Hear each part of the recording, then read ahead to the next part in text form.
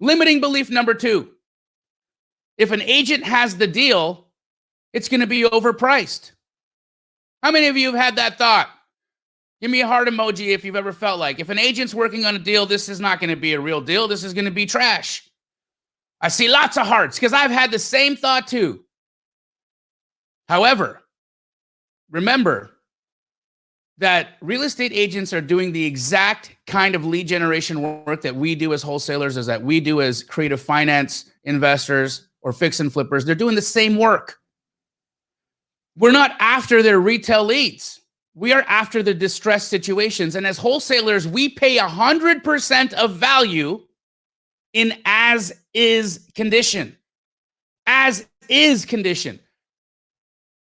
You see, a lot of real estate agents that have a negative idea of what a wholesaler is because they keep getting these lowball offers on their retail houses. Think of that. If you're a real estate agent and you have this beautiful house that was just listed on the MLS and a wholesaler reaches out to you and offers you $150,000 less what your listing price is, because that's what they tell you they need to buy it at in order for it to be a cash deal, how would you feel about said industry? Again, remember the types of product we're going after, guys. We are not chasing retail houses. I do a show on YouTube every Sunday called Straight Outta Compton. 60 to 70% of the houses that the audience sends me to comp on that show are listed, renovated retail homes. And I ask myself, why are we looking at this? Why are we looking at this house? There is no way this is an opportunity. This is a retail deal. And so again, guys, paying attention to what is the thing we're looking at. Are we lowballing or are we actually offering a solution? As wholesalers, we should be paying 100% of as-is value. As is meaning it's in disrepair. As is means that we have an investment to make. As is means that we are not going to be retrading or asking for a renegotiation. We are so well dialed in on what our price needs to be, on what our contract price needs to be, that when I give you a number, 9 out of 10 times I'm going to be 100% solid with it, unless we uncover something grossly misrepresented during our inspection period. I hope that hit you guys. 100% of as-is value, but we are only going after those situations or opportunities where there is a potential to be realized. A potential to be realized. Limiting belief number 3. Only off-market deals are viable. Who believes that? Who believes if a deal is listed on the MLS, it's probably shit? Excuse my language. I've had that thought. One of my Astro flipping students uses a methodology that we teach in Astro where we work with MLS deals.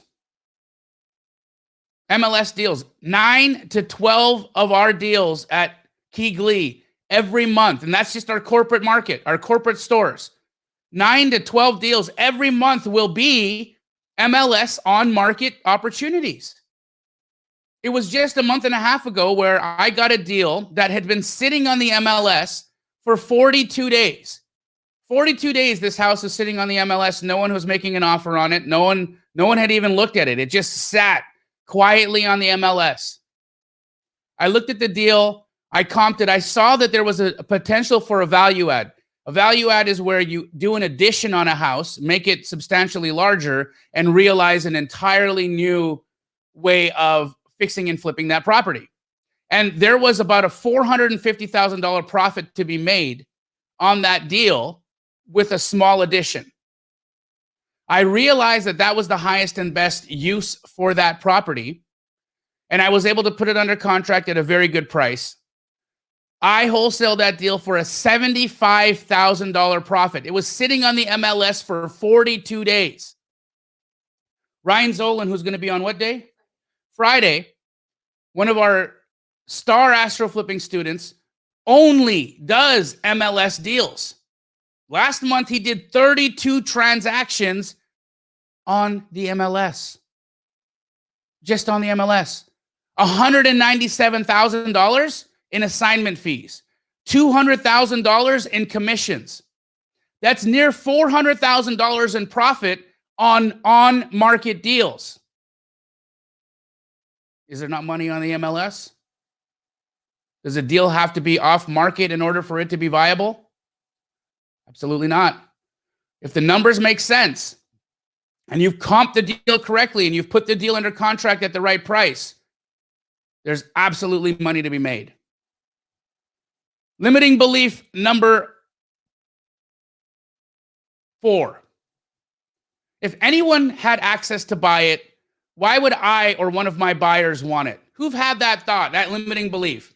If this was on the MLS and everybody had an opportunity to buy it, why would I or one of my buyers want it? Right? So the example that I just gave you where I made a $75,000 clip on an on-market deal that had been sitting for 42 days. What about that? What about the 32 deals that Ryan Zolan did and the near $400,000 in profit he made in the month on on-market deals? What about those? Everybody had an opportunity to buy that. It was public. They were all MLS deals. Was there or was there not opportunities there? Number 5, if the deal was so good, why wouldn't the realtor flip it themselves? Who's ever had that thought? Right? Guys, agents are agents for the most part. Some of them may not have the financial capabilities to be able to flip the house. Some of them may have no desire to flip a house. Working with contractors and figuring out design, and for any of you that watch our television show, it's brain damage. I get more stressed out on my flips than I get stressed out about anything else in my life. That's a fact. When my sister pulls out the Crayola box and starts picking banana cream for cabinets, that literally makes me want to have a stroke sometimes. That's stressful stuff. But agents don't all have to wear all the hats. Some of them, in fact, a lot of them, are just happy to provide an opportunity.